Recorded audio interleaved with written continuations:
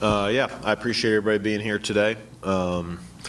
Obviously, I think today we released our final non-conference schedule that'll end up being our full schedule for the year. So obviously, I think we now know what's in front of us. I know our community is excited about what's in front of us as well. So definitely happy to do that, and we'll take questions on that. We went for 8 weeks this summer as a team.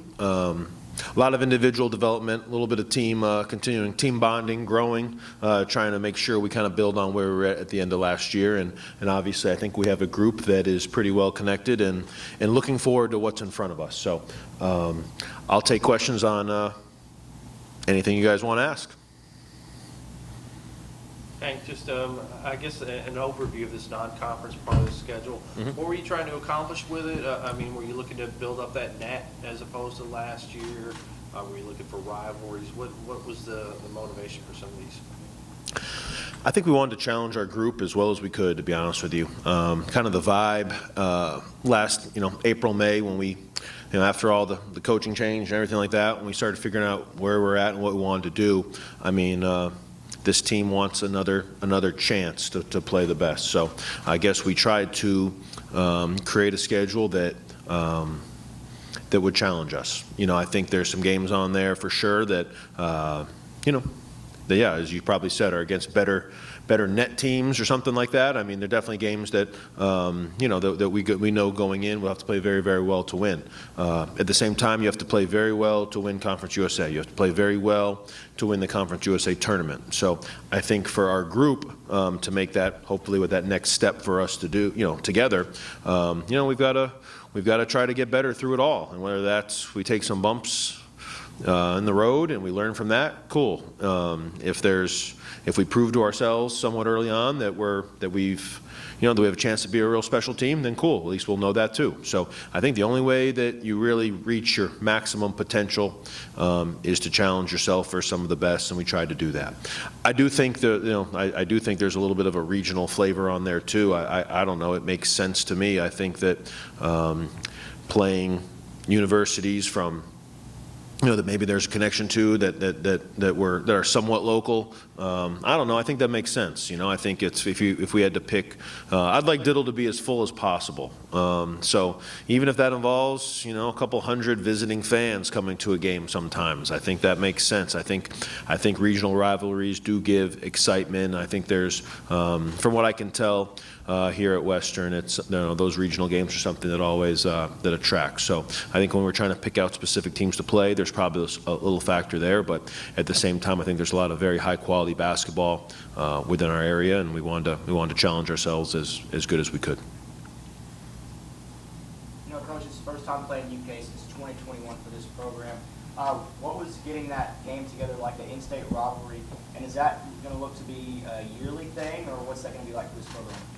I have no idea if it'll be a yearly thing. It's a one-year deal right now. I don't know. I thought it was a great opportunity. They do an MTE, and we had an opportunity to be part of that. And obviously, along with playing at UK, we were able to get home games for Lipscomb and Jackson State, which I thought were very good games for us too. So I thought from an MTE perspective, I thought it was a smart, a fun and exciting. I thought it was the best thing for our program to do.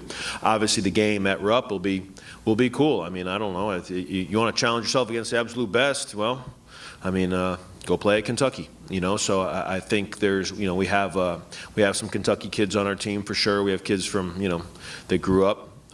Being aware that's kind of certainly a national name in college basketball. So I definitely thought.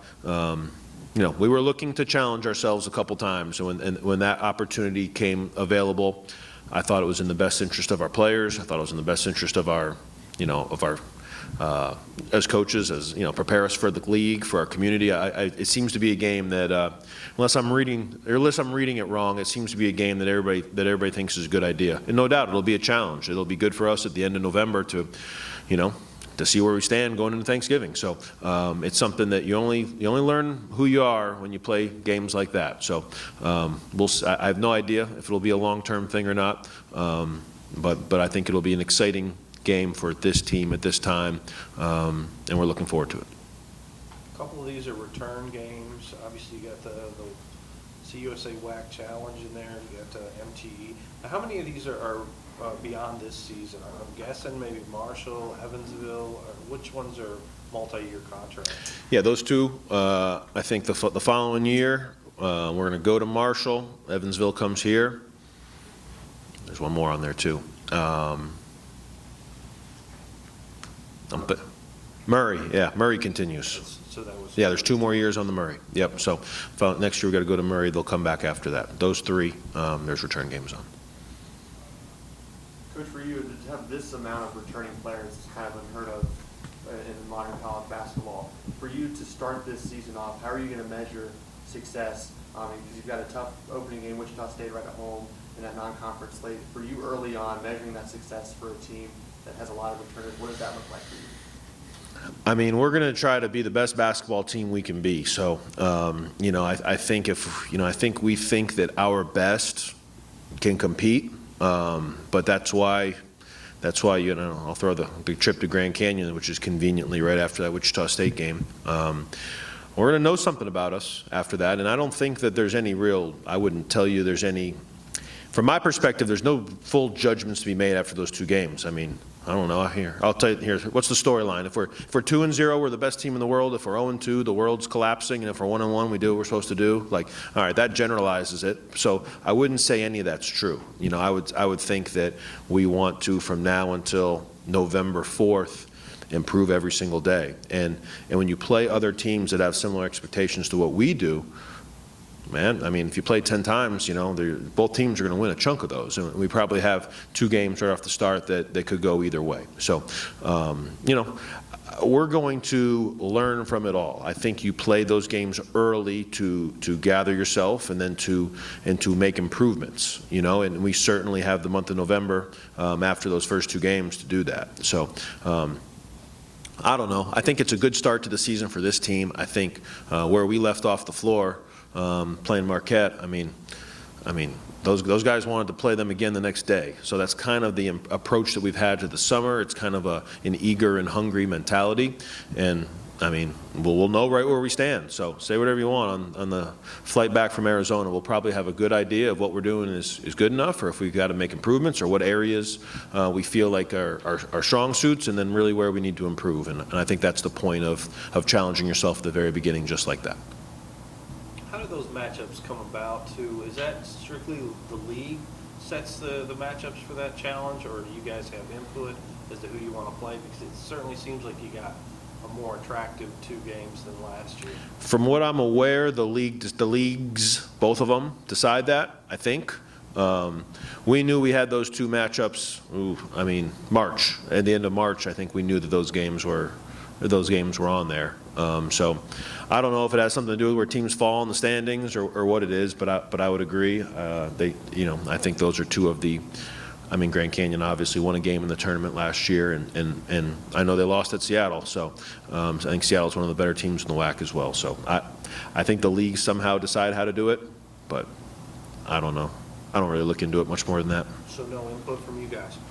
I gave no input.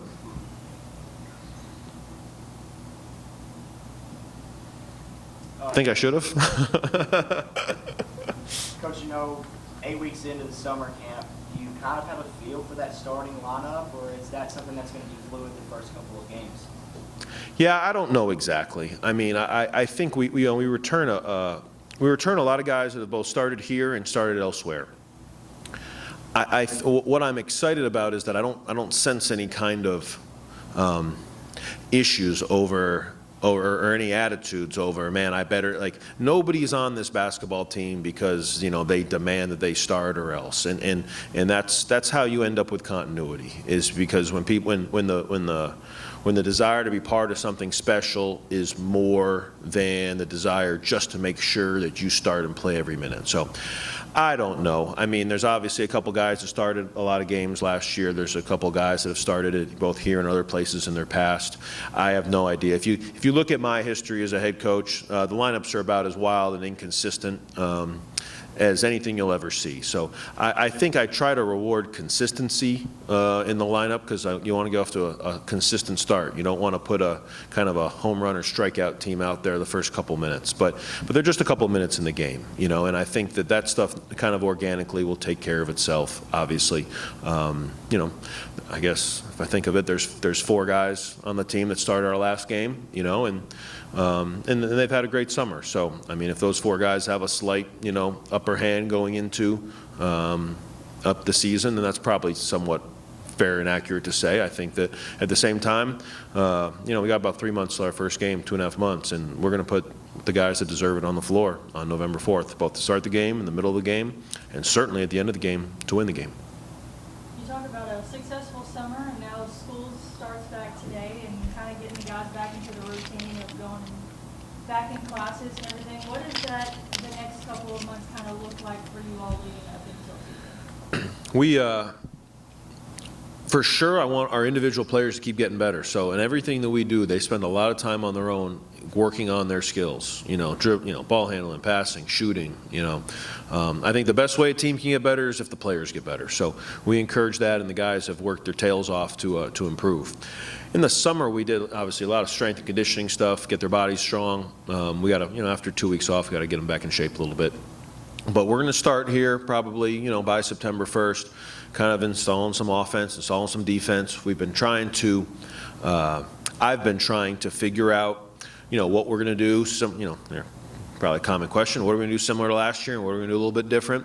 And it all depends. I don't have a predetermined idea of that. We kind of need to see. I really want to keep building on where we were at last March, because we've added some pieces, but they add very seamlessly to what we're doing. So, I really just want to continue to move in the right direction. But we need to experiment and see kind of what continues to work for us on offense, and what changes we have to make to be more efficient. We got to figure out how we're going to defensively guard ball screens or guard a down screen, or different stuff like that. So those specific things in September we'll probably try to install and kind of figure out where we're at. And then, in October we'll start doing a lot more 5-on-5 stuff. We'll have 2 either scrimmages or exhibitions that I think are not quite ready to be announced yet, but that will be good for us in the middle of the month. It will challenge us, and then will give us about a 2-week break, I think, going into November 4th. So, September, try to put everything in and kind of build it up and figure out our identity, and then in October try to test it and see where we're at, and make the changes that we need to make to build into that first game.